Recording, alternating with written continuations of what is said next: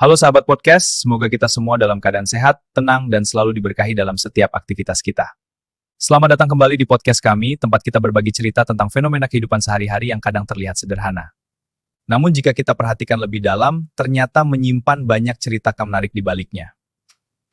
Pada episode kali ini, kita akan membahas sebuah fenomena yang cukup unik dan mungkin juga sering kita lihat di sekitar kita. Jika dulu yang terkenal hobi menonton drama adalah ibu-ibu, terutama sinetron atau serial televisi, kini zaman mulai berubah.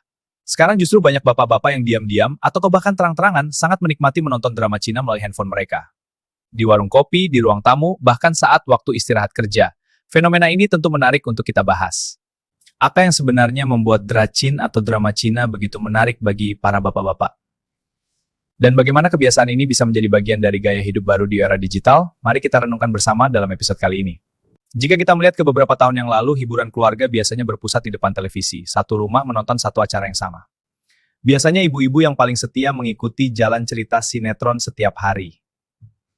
Bapak-bapak lebih sering memilih menonton berita, pertandingan olahraga, atau sekadar duduk santai berbincang dengan teman.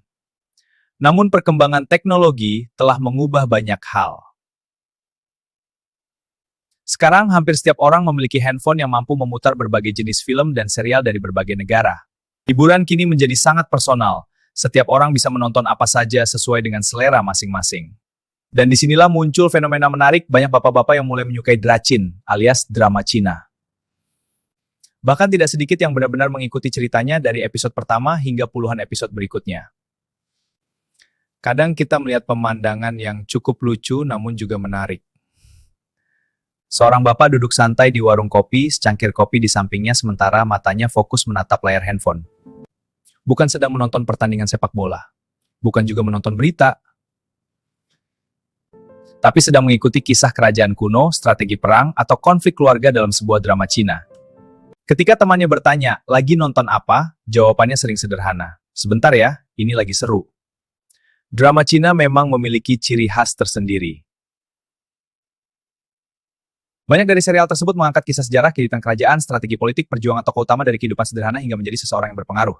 Cerita seperti ini seringkali terasa dekat dengan nilai-nilai kehidupan, tentang kesabaran, tentang perjuangan, tentang kesetiaan, dan tentang bagaimana seseorang menghadapi berbagai ujian hidup. Mungkin inilah yang membuat banyak bapak-bapak merasa tertarik. Selain itu, alur cerita drama Cina biasanya panjang dan penuh misteri. Setiap episode sering berakhir dengan konflik yang membuat penonton penasaran. Akhirnya muncul kalimat yang sangat familiar, satu episode lagi saja, namun tanpa terasa, satu episode berubah menjadi 3, kemudian 5, bahkan 10. Fenomena ini sebenarnya tidak hanya terjadi pada bapak-bapak saja. Di seluruh dunia, banyak orang mengalami hal yang sama ketika menemukan serial yang menarik. Ini menunjukkan bahwa hiburan memang memiliki kekuatan untuk membawa seseorang larut dalam cerita. Namun di balik semua itu, ada satu hal penting yang perlu kita ingat.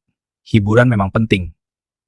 Setelah bekerja seharian, manusia membutuhkan waktu untuk bersantai dan melepas penat. Menonton film atau drama bisa menjadi salah satu cara untuk mengistirahatkan pikiran. Tetapi tentu saja semuanya harus tetap seimbang, karena kehidupan nyata tetap membutuhkan perhatian kita. Keluarga membutuhkan waktu bersama, pekerjaan membutuhkan tanggung jawab, dan kesehatan juga membutuhkan waktu istirahat yang cukup. Jika hiburan bisa membuat kita lebih rileks dan bahagia, maka itu adalah hiburan yang baik. Namun jika hiburan membuat kita lupa waktu, lupa tanggung jawab, bahkan mengganggu kesan hidup, maka saat itulah kita perlu mengatur kembali prioritas kita. Pada akhirnya, fenomena bapak-bapak yang menyukai drama Cina ini sebenarnya hanyalah gambaran kecil dari perubahan zaman.